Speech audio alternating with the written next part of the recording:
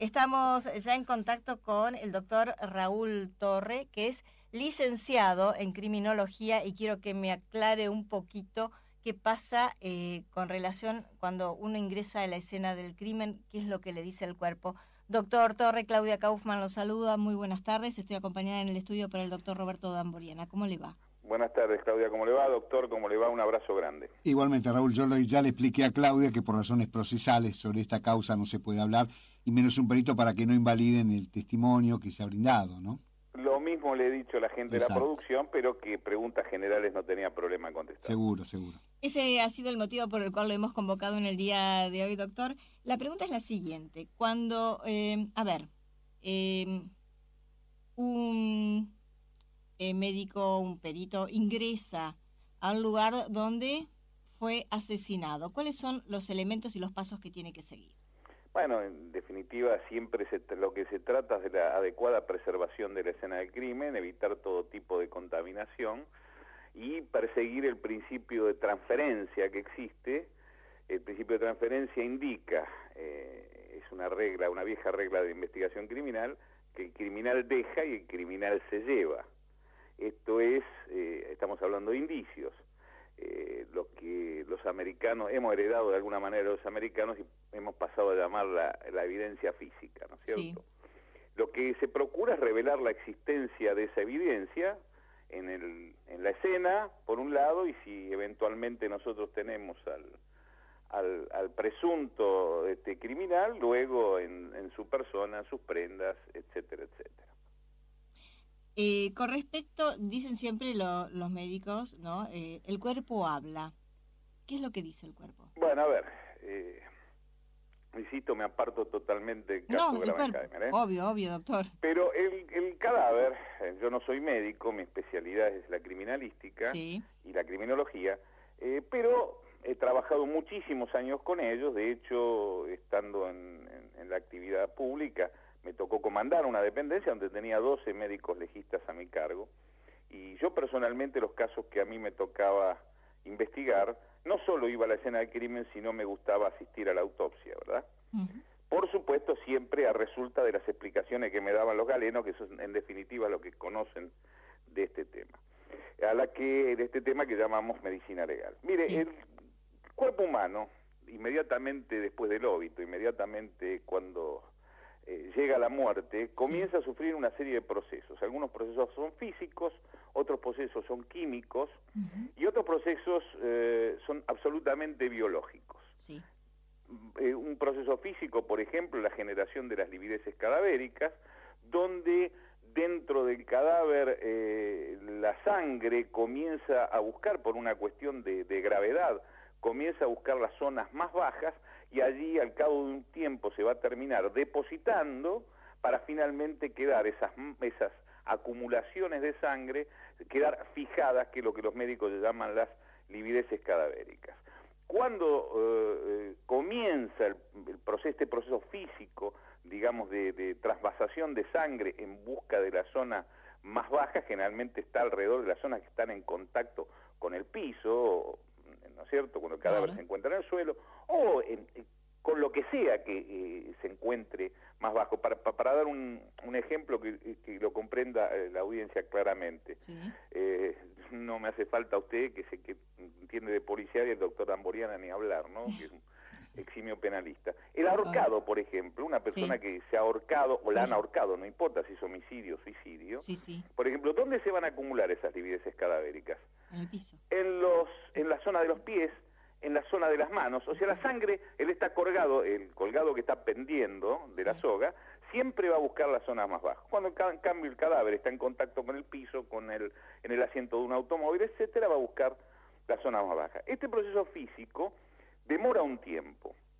Si nosotros moviésemos el cadáver, estas livideces van a generar nuevas livideces. O sea, esas manchas van a ir a buscar, como nosotros lo movemos y lo cambiamos de posición, van a ir a buscar las nuevas zonas bajas, ¿sí? A esto los médicos lo llaman el fenómeno de transposición de las livideces cadavéricas. Pero pasado un tiempo, las livideces van a quedar fijas. Y no importa que nosotros movamos el cadáver, las livideces van a quedar en aquella primera zona que tuvo contacto durante varias horas con la zona más baja. Cuando hablamos... ¿He sido claro? Sí, totalmente. ¿Cuántas horas hablamos para que queden fijas? Mire, los autores no se ponen muy de acuerdo, pero se habla de entre 12 y 15 horas, la mayoría de la bibliografía habla de esto para que queden fijas, ¿verdad? Sí. Salvo que haya unas cuestiones excepcionales, de temperatura, etcétera, etcétera, que bueno, habría que estudiar en cada caso en particular. En general, los médicos legistas más conocidos hablan de entre 12 y 15 horas, para la fijación definitiva de las livideces cadavéricas. Y ayer hablábamos si estas livideces, cuando se trasvasa se mueve el cuerpo, si se sumaban o no se sumaban. Bueno, si las livideces todavía no han quedado fijas, sí, y nosotros damos vuelta al cadáver, luego le voy a hablar de un caso en Argentina que se resolvió por el estudio de las livideces, que es archiconocido. Vamos a suponer que, a ver, para que quede claro, el cadáver ha quedado en posición de decúbito dorsal, boca arriba, ¿sí? La sangre que va a ir a buscar, la zona de la espalda, los glúteos, detrás de las piernas, las pantorrillas, ¿sí? Los muslos, en la zona de abajo, ¿verdad? Los talones, muy bien. Ahí se va a ir a acumular la sangre. Supongamos que a las 4 o 5 horas yo lo doy vuelta al revés, el cadáver, y lo pongo en decúbito ventral, esto es boca abajo.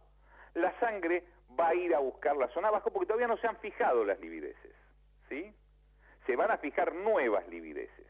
Si se han comenzado a fijar las anteriores, vamos a tener las livideces contrapuestas, que ese es el fenómeno de transposición de livideces, de las que ya se habla mucho en medicina legal. Pero yo he tenido el cadáver 12 horas, por ejemplo, en esa posición, o 15 horas, o 18 horas, y yo lo doy vuelta, las livideces ya han quedado, las originales han quedado fijas, y ya es muy difícil que se generen nuevas livideces, y si se generan, son muy tenues, y al médico le van a poder reconocer la posición original. Le hablo del caso Carrasco, por ejemplo, donde el cadáver se llevó a la muerte en un sitio, fue depositado en un segundo sitio, y el cadáver fue hallado en un tercer sitio. Aquí fue de importancia fundamental el análisis de las livideces cadavéricas. Lo cual determinó de qué manera había...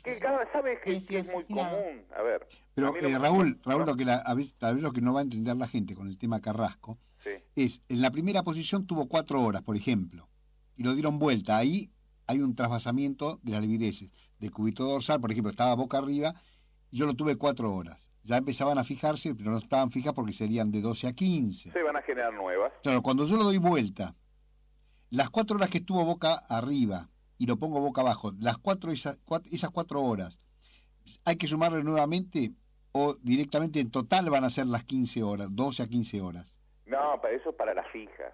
Si yo me la paso moviéndolo de un lado para el otro, se van a generar livideces contrapuestas, ¿no? O sea que si yo tengo 4 horas y después lo doy vuelta y lo dejo boca abajo, entonces ya no van a ser 15, pueden ser 18. Y depende en qué posición finalmente se fijen. Van a ser a partir del momento de la fijación, si es correcto. O sea que serían 18 horas y no 12 a 15. Y serían las que, pero lo que pasa, ¿cómo sabemos cuántas horas antes? Para eso el médico va a calcular otras cosas, por ejemplo, la rigidez cadavérica. O sea, el médico va a tomar varios parámetros, ¿verdad? Las livideces es uno de los parámetros, por eso yo hablé de fenómenos físicos como las livideces. Luego hay fenómenos químicos, por ejemplo, la rigidez cadavérica, que originalmente los médicos que lo estudiaron hace algunos cientos de años pensaron que se debía a la temperatura. Eso, la temperatura, porque algunos... Pero en realidad la rigidez, cuando el cadáver se pone rígido, el rigor mortis, la rigidez cadavérica, es un fenómeno químico en el cadáver, donde los músculos se enfrían de alguna manera posteriormente a este fenómeno químico y quedan en la posición original en que el cuerpo quedó. Discúlpeme que la interrumpí. No, está bien, doctor. Eso es interesante. Claro, porque eso de la rigidez cadavérica nos va a dar la data de la muerte, el cronotonato diagnóstico, que se habla tanto de esta palabra nueva que se está utilizando tanto en este juicio nuevo. Y esa rigidez es la que el cuerpo se empieza a poner duro de la boca, o macetero como se le llama profesionalmente, hasta llegar a los pies, y que quedarían fijas entre las 18 y las 24 horas, que es lo que nos hablaban. Por eso es que automáticamente cuando muere una persona por X motivo, enseguida lo primero que hacen es cerrarle la boca, ¿no? Claro. Bueno, ¿y cómo se va a generar la rigidez en el velorio? Discúlpeme que utilice la palabra doméstico, ¿no? Cuando alguien ha perdido un familiar. se le cierra la boca y se le cierran los párpados, ¿correcto?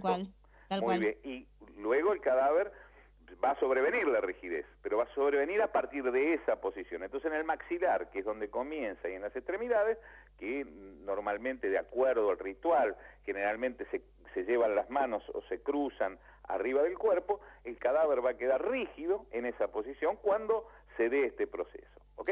Luego hay otro fenómeno químico, que es el tema del dosaje del potasio. Sí. Nosotros tenemos un brillante médico forense, está en la Morgue Judicial de Buenos Aires, actualmente ostenta el cargo de subdirector de la Morgue Judicial de Buenos Aires, que es el doctor Fernando Treza. El doctor Fernando Treza ha sido coautor en el Tratado de Medicina Legal, uno de los tratados más importantes que se han hecho en Argentina, si no el más importante, después del doctor Bonet, conjuntamente con los doctores Losetti Patitó y la doctora Selminia, y no me acuerdo el apellido ahora, Guzmán. Sí. Entonces, Treza, a su vez, ha sido un gran investigador por el tema de procurar la data de muerte. De hecho, es autor de un libro que se llama Data de Muerte. ¿Qué ha hecho Treza? Ha hecho una importante investigación sobre el dosaje de potasio en humor vítreo, en el líquido que tenemos nosotros dentro del globo ocular. Treza lo que ha demostrado es que las células comienzan a liberar potasio inmediatamente después de la muerte. Si alguien en el laboratorio químico tiene la capacidad de dosar ese potasio, saber la cantidad de acuerdo a las tablas y fórmulas que se generan, puede calcularse el horario de muerte. Lo que ocurre que muchas veces no da una exactitud porque está dependiendo de cómo se ha tomado la muestra, de cómo se ha conservado la muestra y en definitiva muchas veces de qué fórmula o qué cálculo se ha hecho para esa. Entonces, los médicos van a tomar varios parámetros, ¿verdad? Sí. De acuerdo a los parámetros que tienen, es como hacen las estimaciones, como decía el doctor Damboriana, de cronotanato diagnóstico, que en definitiva es la data de muerte, ¿no? Doctor Torre, entonces, el cuerpo le dice al médico forense entre qué horario la persona habría sido asesinada, si la persona habría almorzado o se habría cenado. Antes eso es en la autopsia, ¿no? Claro.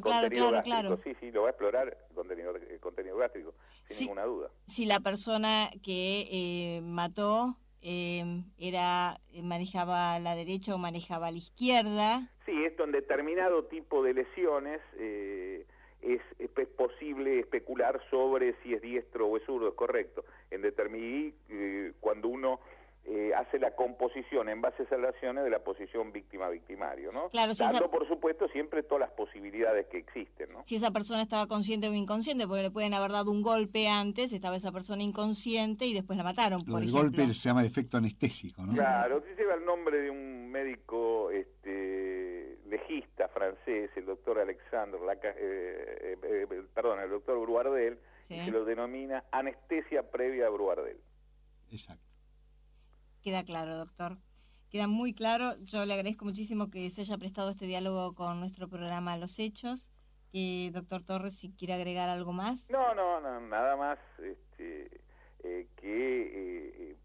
nosotros, uno de los auxiliares más importantes que tenemos en el proceso de investigación criminal es el médico forense, ¿verdad? Sí. Ya sea con su trabajo en lo que se llama el levé du corps, el levantamiento del cadáver en la escena del crimen, o en la necropsia médico-legal. Digamos que es uno de los peritos que mayor riqueza le entrega al proceso de investigación criminal. Esto no hay que perderlo de vista, porque muchas veces uno escucha que de alguna manera se cuestiona la actividad en general en función de que a alguien le parezca bien o no una determinada opinión profesional, ¿verdad? Como todos los campos del saber, la medicina legal tiene también distintas escuelas, tiene distintas experiencias, muchos autores y tratadistas hablan a partir de la suya, pero en definitiva siempre lo que priva es la experiencia, no solamente, yo llamo experiencias, haber realizado prácticas específicas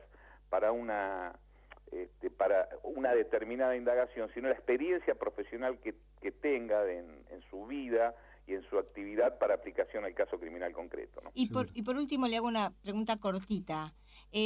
¿Cuándo se dan cuenta los criminólogos que fue un crimen pasional? Por ejemplo, hay determinados marcadores que a nosotros nos sugieren que puede tratarse de un hecho con característica pasional. Yo voy a dar un ejemplo, por ejemplo. Sí. No voy a hablar puntualmente del pasional, déjeme dar un ejemplo. ¿Puedo dar un ejemplo previo? Sí, desde luego. Cuando el criminal tiene una determinada patología, veamos. En todo caso de muerte violenta, especialmente cuando se utilizan armas blancas, sí, existen lo que se llaman lesiones necesarias y lesiones innecesarias. También esto se lo llama violencia instrumental o violencia expresiva. Sí. ¿Qué es una lesión necesaria? Es aquella que el criminal lleva a cabo para finiquitar su resultado. El resultado es la muerte de la víctima. Claro. Que son lesiones innecesarias, aquellas que el criminal hace para hacer sufrir a la víctima. O lesiones post-mortem, o la despersonalización de la víctima, como por ejemplo desfigurarla. Esto nos va a hablar de una patología, ¿sí? Si el criminal lo ha ejercido de esta manera. Número 2, cuando hablamos de lesiones con características pasionales.